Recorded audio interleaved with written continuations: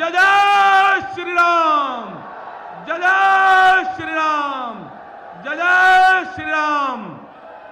श्री राम जन्मभूमि की, श्री राम जन्मभूमि की, काशी विश्वनाथ की, काशी विश्वनाथ की, श्री कृष्ण जन्मभूमि की, भारत माता की।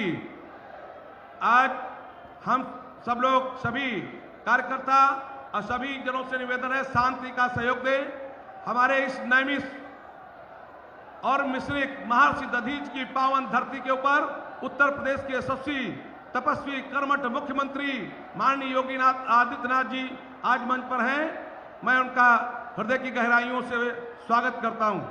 अब मैं भारतीय जनता पार्टी के यशस्वी जिलाध्यक्ष श्री राजेश शुक्ला जी, यहाँ के लोकप्रिय जनप्रिय सांसद माननीय अशोक रावत जी से मैं अनुरोध करूंगा, साथ ही क्षेत्रीय अध्यक्ष आदरणीय कमलेश मिश्रा जी से निवेदन है कि पूज्य योगी आदित्यनाथ जी को स्मृति चिन्ह देकर के स्वागत करें। नीरज वर्मा जी और रामकृष्ण भार्गव यहाँ के जो विधायक हैं, बोली भारत माता की, भारत माता की, भारत माता की।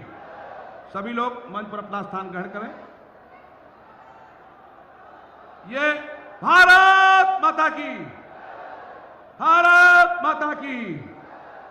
हमारे क्षेत्रीय अध्यक्ष आदरणीय कमलेश मिश्रा जी, यहाँ के क्षेत्रीय विधायक रामकृष्ण भार्गव जी, सभी ने स्वागत किया। बोलिए भारत माता की। सभी शांतिप्रिय तरीके से अपना स्थान ग्रहण कर लें। तीर्थ वर नैमिष विख्याता अति पुनीत साधक शिवदाता इस महर्षि दधीच जिन्होंने राष्ट्र के कल्याण के लिए अपनी हड्डियां दान बुला, मैं सीधे जिलाध्यक्ष जी को आमंत्रित करता हूं। सीतापुर जिला के जिलाध्यक्ष आदरणीय राजेश शुक्ला जी आए और माननीय मुख्यमंत्री योगी आदित्यनाथ जी का स्वागत भाषण करें। श्री राजेश शुक्ला। आज 88,000 ऋषियों की तपोस्थली पे और महर्षि दधीच की धरती पे अपने यशस्वी मुख्यमंत्री महोदय जी का मैं स्वागत करता हूं, अभिनंदन करता हूं, उनके चरणों में प्रणाम करता हूं कि आज पूरे उत्तर प्रदेश विकास के रास्ते पे है और सनातन की धर्म ध्वजा फहरा रही है। मैं आदरणीय मुख्यमंत्री जी का अभिनंदन करता हूं, वंदन करता हूं, उनके चरणों में प्रणाम करता हूं। धन्यवाद। बहुत बहुत स्वागत, धन्यवाद। अब भारत माता की। इस 153 मिश्रिक विधानसभा क्षेत्र के बहुत ही सरल, विनम्र, लोकप्रिय विधायक माननीय रामकृष्ण भार्गव जी से मैं अनुरोध करूंगा, आए और आज के अवसर पर माननीय मुख्यमंत्री जी का स्वागत करें। 2 मिनट में बात। आज ये मिश्रिक महर्षि दधीच की धरती, नैमिष की धरती पर आदरणीय योगी आदित्यनाथ जी, हमारे लोकप्रिय मुख्यमंत्री, जिन्होंने हमें नैमिष के लिए सीतापुर को जगाने का काम किया है। आज माननीय मुख्यमंत्री जी ने हमें विकास परिषद देकर के और नैमिष 88,000 ऋषियों की तपस्वी को जगाने का काम किया है। आप सबकी तरफ से स्वागत है, अभिनंदन है। एक बार जोरदार तालियों से स्वागत करिए। आज माननीय जब मोदी जी दिल्ली से चलते हैं सीतापुर के लिए, माननीय अमित शाह जी जब सीतापुर के लिए चलते हैं तो नैमिष का नाम लेकर यहाँ पर उतरते हैं और उनके आशीर्वाद से हम सब फलीभूत हुए हैं। और उत्तर प्रदेश में माननीय मुख्यमंत्री जी ने जब तक सत्ता संभाली, मेरे यहाँ 5-5, 6-6 बार जब सोचते हैं अयोध्या के बाद नैमिष का विकास सबसे ज्यादा पूरा हो रहा है। मुझे कुछ नहीं मांगना, जो हम लोग मन में सोच लेते हैं वो माननीय मुख्यमंत्री जी देने का काम करते हैं। नैमिष के विकास के लिए हमारा परिक्रमा मार्ग हो 88,000, 84,000 सब देने का काम किया। मैं इस धरती की तरफ से आपका स्वागत, वंदन, अभिनंदन करता हूं। धन्यवाद। जय हिंद, जय भारत। बहुत बहुत धन्यवाद।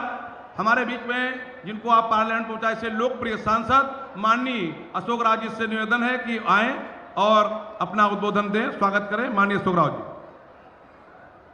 आज हमारे इस मिश्रिक लोकसभा में हो रही जनसभा में मुख्य अतिथि मंच पर विराजमान पूज्य आदरणीय श्री योगी आदित्यनाथ जी मंच पर मंचासीन हैं, उनका स्वागत, वंदन, अभिनंदन।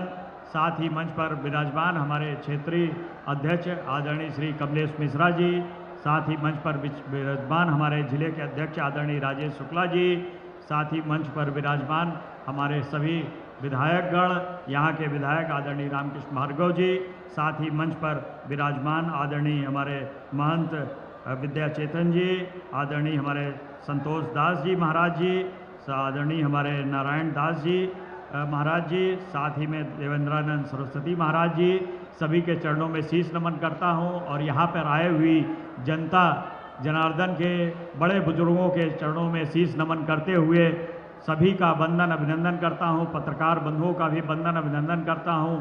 साथियों, आप सबका आशीर्वाद मुझे पूर्व में प्राप्त होता रहा है और आज फिर मैं आप सबके बीच में आया हूं, निवेदन करने आया हूं कि आने वाली 13 तारीख को कमल के सामने वाली बटन दबा करके मुझे अपना आशीर्वाद दें और पुनः लोकसभा भेज करके माननीय महाराज जी की और माननीय मोदी जी के सेवा में भेजने का काम करें। साथियों, आप सब लोग जानते हैं नैमिष के लिए माननीय महाराज जी ने बहुत कुछ किया है और नैमिष विकास परिषद जिसकी बहुत दिनों से मांग होती चली आ रही थी, आज ये मिश्रिक की धरती और नैमिष की धरती 84 कोसी परिक्रमा विकसित रूप में डेवलप होने जा रही है। साथियों, इसके लिए हम सब महाराज जी को बहुत बहुत धन्यवाद देते हैं। मिश्रिक के सभी साथियों से मैं कहूंगा जोरदार ताली बजा करके माननीय महाराज जी का अभिवादन करें। साथियों, माननीय महाराज जी का वंदन अभिनंदन करते हुए पुनः आपसे निवेदन करते हुए 13 तारीख को मतदान करके अपना आशीर्वाद दें और अपनी सेवा का मौका पुनः मुझे प्रदान करें।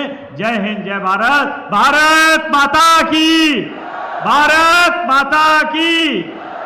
एक बार फिर जोर से बोलिए, एक बार फिर, दोनों हाथ उठा के एक बार फिर, एक बार फिर, अब की बार जो राम को लाए हैं हम उनको लाएंगे और देश में फिर भगवान लहराएंगे। बोले सियावर रामचंद्र की। धन्यवाद साथियों। बहुत बहुत धन्यवाद माननीय सांसद जी। अब आप जिनको बहुत देरी से इंतजार कर रहे थे, ऐसे उत्तर प्रदेश के यशस्वी और तपस्वी लोकप्रिय भारत के सबसे लोकप्रिय मुख्यमंत्री माननीय योगी आदित्यनाथ जी से मैं अनुरोध करूंगा कि आज महादधीज की धरती पर हम सबका आशीर्वाद देने की बात करें।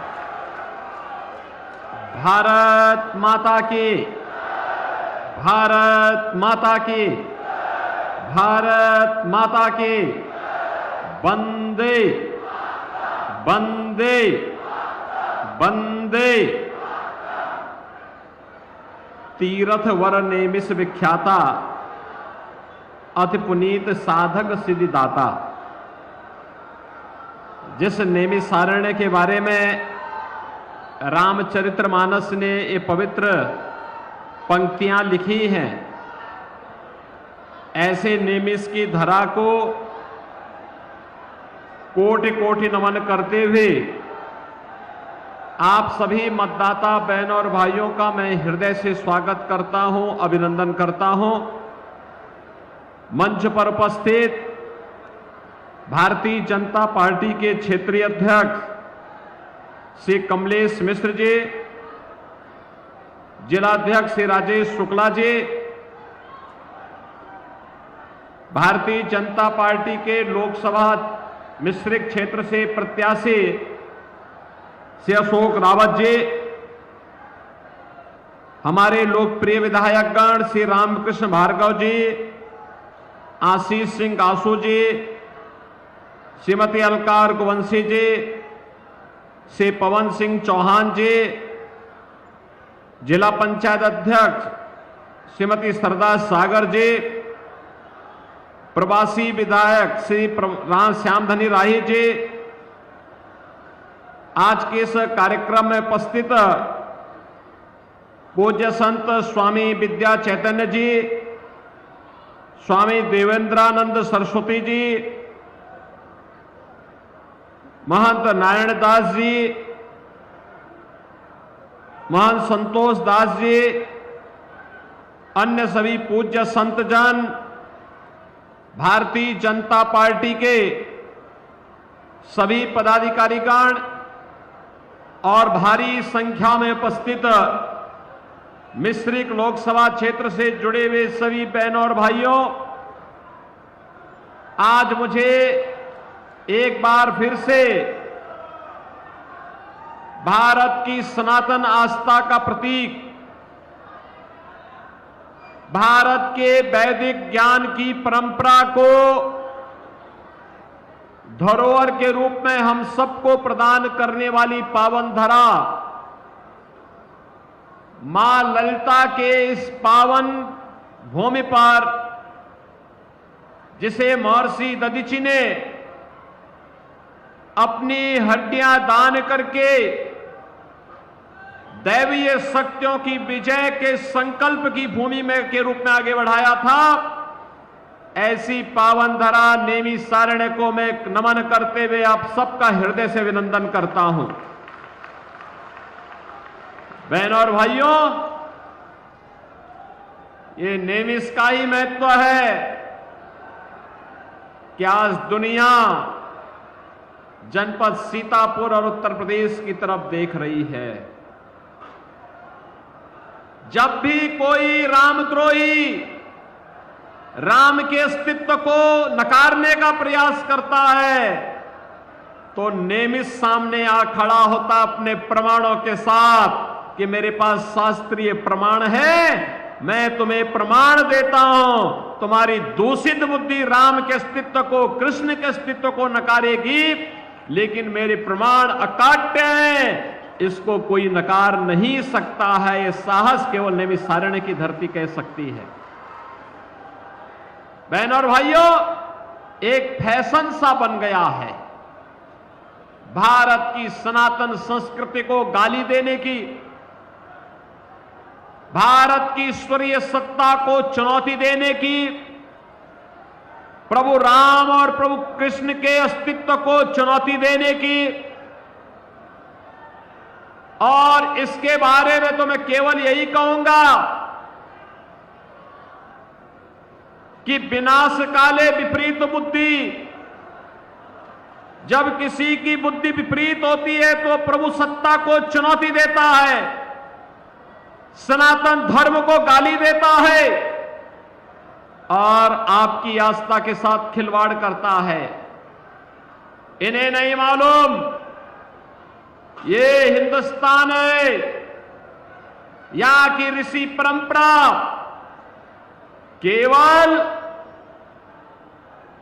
यज्ञ हवन तक ही अपने आप को सीमित नहीं करती थी, केवल अपना व्यक्तिगत आध्यात्मिक साधना तक ही सीमित नहीं रहती थी। शांति काल है तो शास्त्र का चिंतन करता रहा है, और विपत्ति काल रहा है तो शस्त्र का संधान भी करता रहा है। शस्त्र और शास्त्र की भूमिका बेहतरीन समन्वय है हमारा नैमिषारण्य, जहां के ऋषियों की अस्थियों ने भी देवताओं के लिए शस्त्र का संधान बना करने का काम किया था। तो बहनों और भाइयों, ये सनातन विरोधी, ये प्रभु राम और प्रभु श्री कृष्ण की सत्ता को चुनौती देने वाले कहां ठहर पाएंगे। आज अपनी हार को सुनिश्चित देख करके ये फिर से राम के अस्तित्व को चुनौती देने लग गए हैं। क्या आप इसको स्वीकार करेंगे? क्या प्रभु राम के अस्तित्व को चुनौती देने वालों को स्वीकार करेगा क्या भारत? और बहनों और भाइयों, मैं इसीलिए आज आपके पास आया हूं आपसे कहने के लिए, नैमिषारण्य के विकास के लिए भारतीय जनता पार्टी की डबल इंजन सरकार ने विकास के जो कार्य प्रारंभ किए हैं, आज आप देख रहे होंगे जैसे एक नई अयोध्या नजर आ रही है, ऐसे ही एक नया नैमिषारण्य हम सबको दिखाई देने लग गया है। और अभी तो ये शुरुआत भर भी है, अभी तो हम यहां की वायु सेवा प्रारंभ करने जा रहे हैं, हेलीकॉप्टर की सेवा यहां प्रारंभ करने जा रहे हैं, यहां 4 लेन की कनेक्टिविटी देने जा रहे हैं, यहां पर इलेक्ट्रिक बस सेवा प्रारंभ होने जा रही है, यहां पे तमाम यात्री विश्रामालय बनने वाले हैं। जैसे अयोध्या में भव्य राम मंदिर के निर्माण के साथ साथ आज वहां सड़कों के चौड़ीकरण का कार्य हुआ है, काशी में काशी विश्वनाथ धाम बना है, मां विंध्यवासिनी धाम का निर्माण इतनी भव्यता के साथ हुआ है, ऐसे ही मां ललिता के धाम को भी पुनरुद्धार और उसके सुंदरीकरण के बड़े कार्यक्रम को लेकर के सरकार कार्य कर रही है। जिस दिन ये कार्य मूर्त रूप से जमीनी धरातल पर उतर आएगा, बहनों और भाइयों, यहां के हजारों नौजवानों को, यहां के व्यापारियों को, हजारों नौजवान और व्यापारियों को यहां पर एक नया रोजगार का सृजन होगा। अपने आप में लाखों लोगों को अपने आप में यहां आमंत्रित करने का माध्यम नैमिषारण्य बन जाएगा। और बहनों और भाइयों, यह कार्य केवल वही कर सकता है जो प्रभु की सत्ता पर विश्वास करता हो, राम का भक्त हो, कृष्ण का भक्त हो, भारत भक्त हो, राष्ट्र भक्त हो, वही ये काम करेगा। ये काम वो नहीं कर सकते जो प्रभु सत्ता को चुनौती देते हो, राम को नकारते हो, कृष्ण को नकारते हो, राष्ट्र नायकों का अपमान करते हो, साधु संतों के प्रति अपमानजनक टिप्पणी करते हो, राम भक्तों पर गोली चलाते हो और आतंकवादियों के मुकदमे को जो वापस लेते हो, वे लोग ये काम नहीं कर सकते। ये काम तो केवल राम भक्त ही कर सकते हैं और वह काम केवल भारतीय जनता पार्टी ही कर सकती है। और यही कहने के लिए बहनों और भाइयों आज मैं आपके बीच आया हूं। आपने देखा होगा बदलते हुए भारत को मोदी जी के नेतृत्व में आज एक नया भारत का दर्शन पूरा देश कर रहा है। और बहनों और भाइयों, आज तीसरे चरण का मतदान भी हो रहा है। 2 चरण में पहले संपन्न हो चुके हैं। 2 चरण में 191 सीटों पर चुनाव हुआ। तीसरे चरण में 94 सीटों पर फिर से चुनाव हो रहे हैं। यानी आज के बाद आधा चुनाव संपन्न हो चुका होगा। आधा चुनाव संपन्न होने का मतलब जो दुनिया देश की आवाज है, फिर एक बार 400 पार, फिर एक बार, फिर एक बार। ये जो 400 पार का जो लक्ष्य है बहनों और भाइयों, यह नजदीक आ चुका है। और इसके लिए आप सबको लगना पड़ेगा, एक एक सीट का हिसाब रखना पड़ेगा। और तब फिर एक बार मोदी सरकार भी आएगी और अब की बार 400 पार का लक्ष्य भी पूरा होगा। हमारी पीढ़ी बहनों और भाइयों सौभाग्यशाली है। हमारी पीढ़ी सौभाग्यशाली है। हमने बदलते हुए भारत को देखा है। आप कह सकते हैं, वर्तमान पीढ़ी कह सकती है, वर्तमान नौजवान कह सकता है, वर्तमान नागरिक कह सकता है, हमारे ऋषि मुनियों को, संतों को, साधु संतों को, जिन्हें इस लोक में अपने भक्तों को और परलोक में अपनी गुरु परंपरा को जवाब देना होगा, वे कह सकते हैं कि हमने वह काल देखा है जब प्रभु राम अयोध्या में विराजमान हुए हैं, जिसके लिए पीढ़ियां खप गई, लेकिन हमने अयोध्या में वह दिन देखे हैं। बहनों और भाइयों, हम में से हर व्यक्ति कह सकता हमने बदलते हुए भारत को देखा है, जिस भारत ने दुनिया के अंदर अपना सम्मान बढ़ाया है, जिस भारत की सीमाएं सुरक्षित हुई हैं, जहां आतंकवाद के सामने घुटना सरकार नहीं टेकती, बल्कि आतंकवाद को नेस्तनाबूद करके हमेशा के लिए उसकी राम नाम सत्य है की यात्रा निकालने का जज्बा जिस सरकार में रहा हो। हमने उस सरकार को देखा है जिसने भारत विरोधी वे सभी प्रावधान समाप्त किए, चाहे वह धारा 370 का मामला हो, चाहे वह इस देश के अंदर आतंकवाद और नक्सलवाद की जड़ जहां भी खड़ी रही, उस बेल को नष्ट करने के लिए भारतीय जनता पार्टी के नेतृत्व की मोदी जी की सरकार ने वे सारे उपाय आने वाली पीढ़ी के भविष्य के लिए कर दिए हैं। हमने उस भारत को देखा है जिसमें हाईवे वर्ल्ड क्लास के बन रहे हैं, जिसमें एक्सप्रेसवे बन रहे हैं, जिसमें रेलवे और मेट्रो का बेहतरीन कार्य हो रहा है, जिसमें 1 डिस्ट्रिक्ट 1 मेडिकल कॉलेज का निर्माण हो रहा है, जहां IIT, IIM, AIIMS, IIIT, NIT, world class university, 1 district 1 medical college, हर घर नल की योजना लागू हो रही है।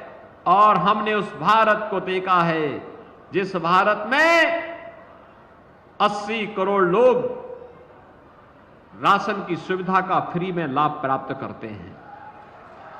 बहनों और भाइयों, यही भारत था 14 के पहले गरीब भूख से मरता था, किसान आत्महत्या करता था, नौजवान पलायन करता था, बेटी और व्यापारी सुरक्षित नहीं थी। 2014 के बाद मोदी जी के नेतृत्व में कितना परिवर्तन हुआ है। 80 करोड़ लोग फ्री में राशन की सुविधा का लाभ प्राप्त कर रहे हैं। 60 करोड़ लोगों को आयुष्मान भारत में 5 लाख रुपए की स्वास्थ्य बीमा का कार्ड मिल चुका है। हर साल 5 लाख रुपए की फ्री में दवा करा सकते हैं। और बहनों और भाइयों, 50 करोड़ गरीबों के लिए जनधन अकाउंट खुल गए हैं। पैसा दिल्ली या लखनऊ से जो आएगा सीधे उसके खाते में जाएगा, बीच में कोई मध्यस्थ नहीं रहेगा। गरीब का पैसा गरीब के पास जाएगा। बहनों और भाइयों, 12 करोड़ किसान सम्मान निधि का लाभ प्राप्त कर रहा है। 12 करोड़ घरों में शौचालय बन गए हैं। और सर्वाधिक शौचालय बनने वाले जनपदों में से आपका सीतापुर है, जहां के गरीबों का सर्वाधिक शौचालय बने। 10 करोड़ गरीबों के घर में उज्ज्वला योजना का सिलेंडर पहुंच गया है। सर्वाधिक सिलेंडर आपके सीतापुर जनपद में आए हैं। 4 करोड़ घर बन गए हैं, जिनमें से 2 लाख घर तो केवल आपके सीतापुर जनपद को मिले हैं। बहनों और भाइयों, मैं इसीलिए आपके पास आया आपसे कहने के लिए, मोदी जी ने कहा है जितने लोग बचे हैं जिनके घर में सिलेंडर नहीं, उनको आश्वस्त कर दो कि इसके बाद चुनाव के बाद उनको 100% जिनके पास घर अभी भी नहीं मिल पाया है उसको घर मिलेगा। राशन की सुविधा आगे भी 5 वर्ष तक निरंतर जारी रहेगी। मोदी जी ने इन सभी चीजों के लिए आपको आश्वस्त कर दिया है। और इसलिए बहनों और भाइयों, आज मैं आपके पास आया हूं। ये परिवर्तन तब आया है जब आपका एक वोट मोदी जी के समर्थन में कमल चुनाव चिन्ह पर गया है। जब यही वोट कांग्रेस के हाथ पर जाता था, समाजवादी पार्टी की साइकिल पर जाता था, तो अयोध्या में राम जन्मभूमि पर आतंकी हमला होता था, काशी में संकट मोचन मंदिर पर हमला होता था। आज देखो मंगलवार का दिन है और संकट मोचन मंदिर पर इन लोगों ने समाजवादी पार्टी की सरकार के समय में आतंकी हमला करवाया था। तब बहनों और भाइयों, रामपुर में CRPF कैंप पे हमला हुआ था। अयोध्या, लखनऊ, वाराणसी की कचहरियों पर हमला हुआ था। ये तो मुलायम सिंह जी की समाजवादी पार्टी की सरकार के समय। और बहनों और भाइयों, उसके बाद जब अखिलेश यादव आए तो इन्होंने उन आतंकवादियों के मुकदमों को वापस लेने का कुत्सित प्रयास किया था। यानी हिंदुओं पे झूठे मुकदमे, राम भक्तों पर झूठे मुकदमे और आतंकवादियों के मुकदमों को ये वापस लेते थे। तनिक भी शर्म नहीं आती थी इन लोगों पर, तनिक भी शर्म नहीं आती थी इन लोगों को। और यही कहने के लिए हम लोग आए हैं, जो आतंकवाद के समर्थक हो, राम के द्रोही हो, वे जो माफियाओं और अपराधियों को शागिर्द हो।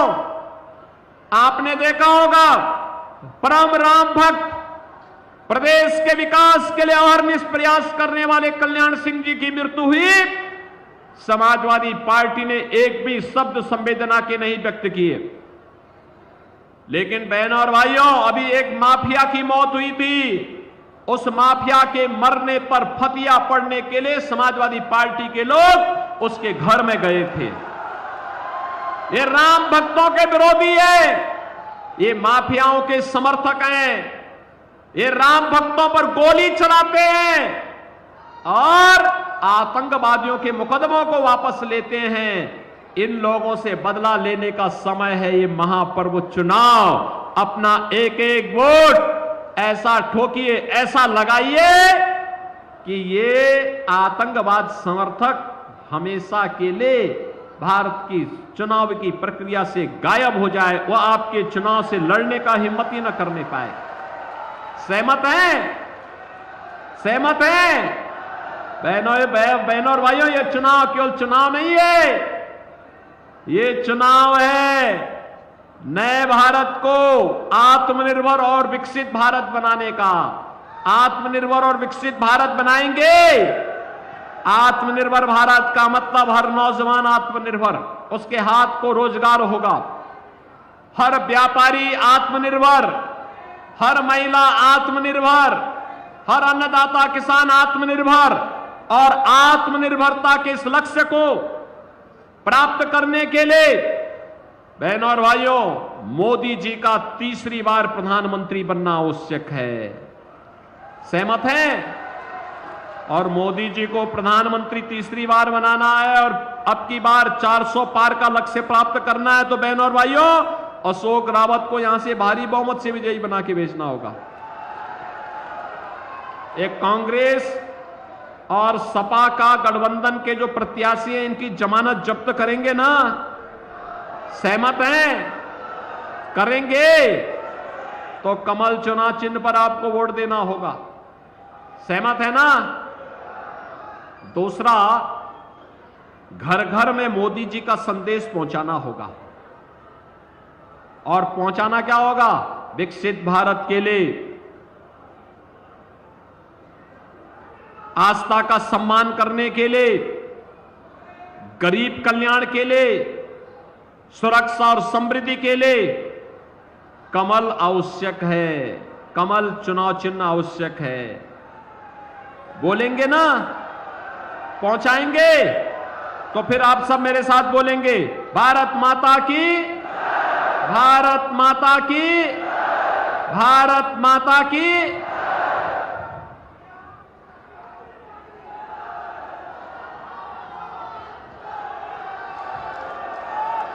भारत माता की, भारत माता की, भारत माता की, भारत माता की।